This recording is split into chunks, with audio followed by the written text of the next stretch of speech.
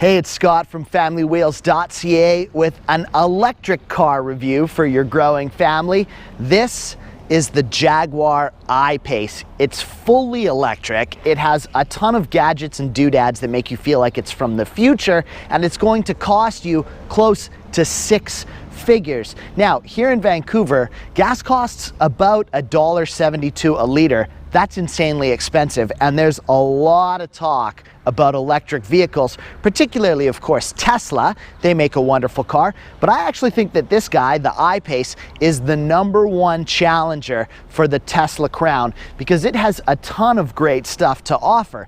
But does that make it the right car for you and your growing family? There's a lot to talk about here, so let's go check it out.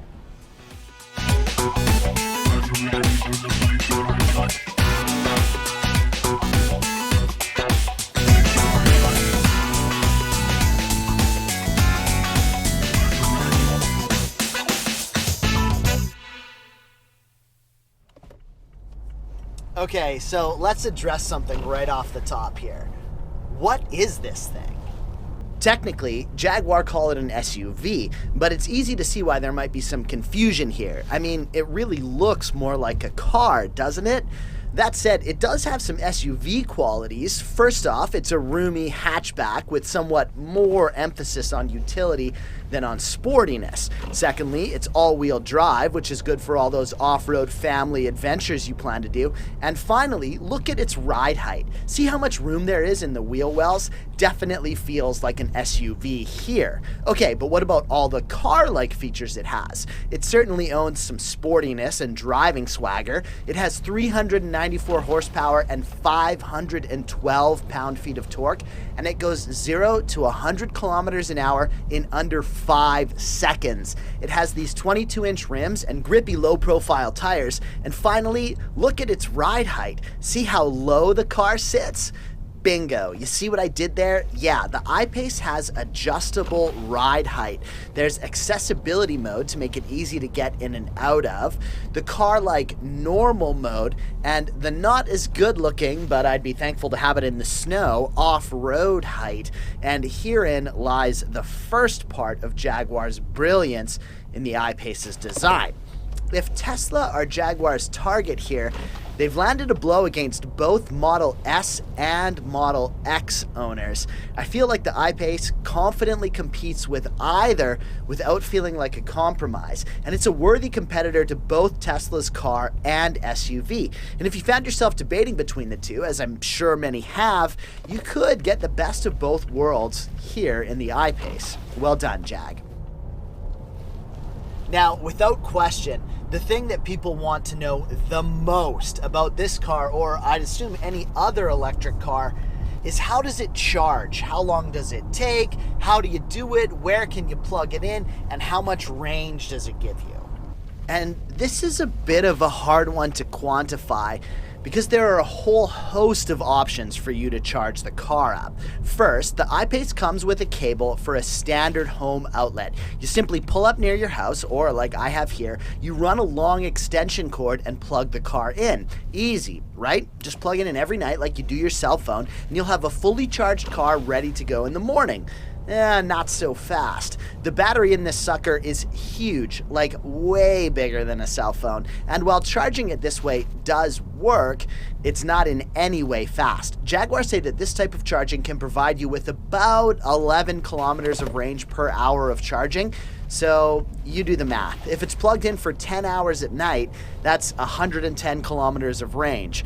Could this work on a daily basis? Well, I guess it's going to depend on your commute and daily needs. For me, it would be fine, but what about longer trips? Well, there are other options. I've heard of people who have found outlets near their parking stalls at work, and then they charge the car at night and also throughout the day while they're at the office. Now, of course, this wouldn't work for everyone and brings us to the point of charging stations. Here in Vancouver, where we are, there are stations all over the place. About a block from my office, there's a mall that has about 10 stations.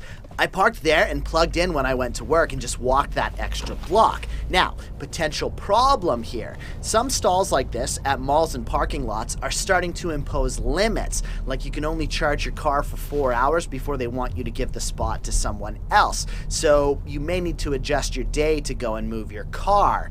Another note on these charging stations, they do charge faster than home outlets, but they aren't exactly quick either. One that I used gave me about 20 kilometers for an hour's charge, so even if you had the car on it all day, it still wouldn't fill the battery, which when fully charged should carry you about 400 kilometers. Now, there are also the matter of what people call superchargers that can do the majority of the battery, they say about 80% in an hour. It's very cool, but at the moment, these chargers, at least in my experience, are few and far between. Now, some other notes on the charging network. I needed to download an app to use some of the stations, and it required internet access, which made using it in underground parking lots a bit of a pain. The charging is cheap though, it costs about $1 for an hour on a standard charger, but I also found that many places where I went to get a charge, all of the stalls were already full, which means you'd have to either press on or not charge your car that day or just wait around for someone to move, which is kind of a pain, right?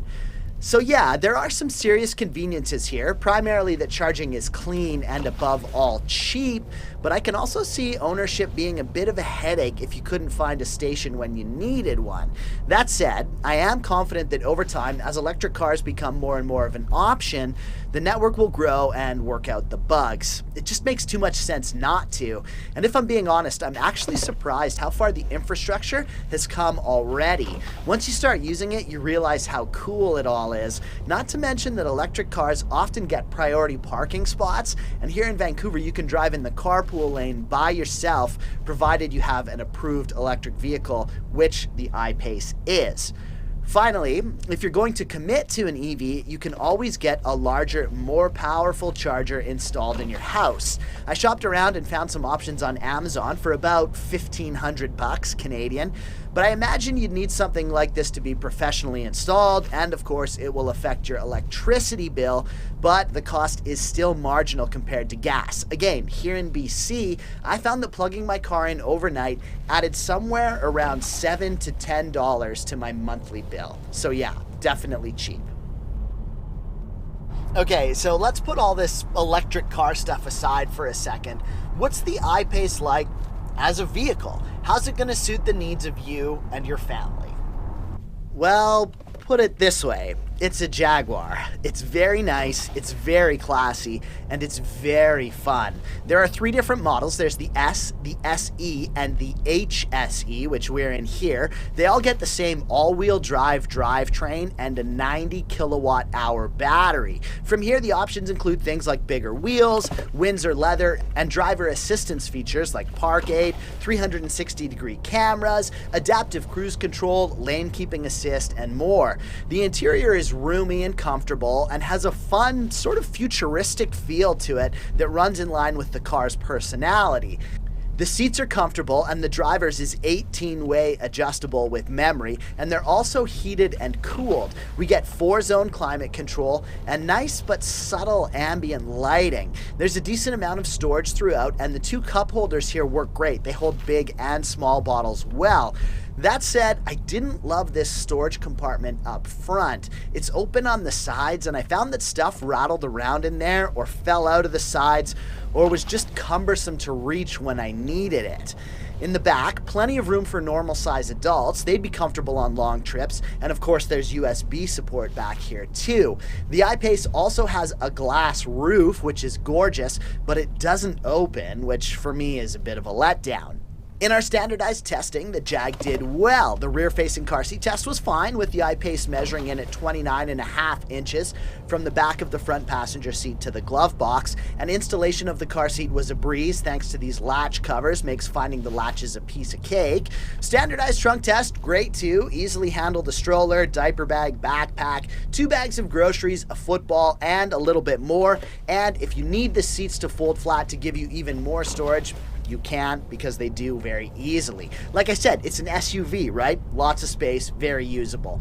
Decibel test, also, it's an electric car, which means that it's very quiet. Road and wind noise is basically all you hear at speed. Came in at just 52 decibels at 100 kilometers an hour on dry roads. Really incredible. And of course, the look back test, which I am going to give this thing an A+. I love the look of it. It stands out and has achieved a great mix of sporty, a bit rugged, and classy all in one. I'd look back at it after I parked it every time. Lots of comments from people who notice it as well.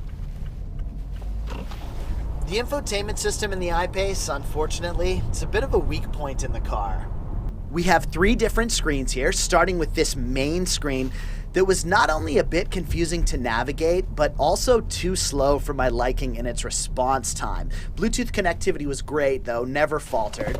Below this main screen, we have another screen near the climate control, but you can also change this to show media information, but it's the same story here. A bit confusing to navigate and also too slow to respond. Finally, the dash is a third screen that can be adjusted in a number of ways to show different dials, readouts, and info, including how the car is charging, how much range you have left, or a full navigation map, which I actually kind of like. If you're using the nav system, this seems to make a lot of sense. Same story on this screen though. You navigate it via the steering wheel controls, and I found it all just a bit too confusing to navigate and slow to respond. I'll point out the climate controls here as well because they're an interesting design that I've never seen before.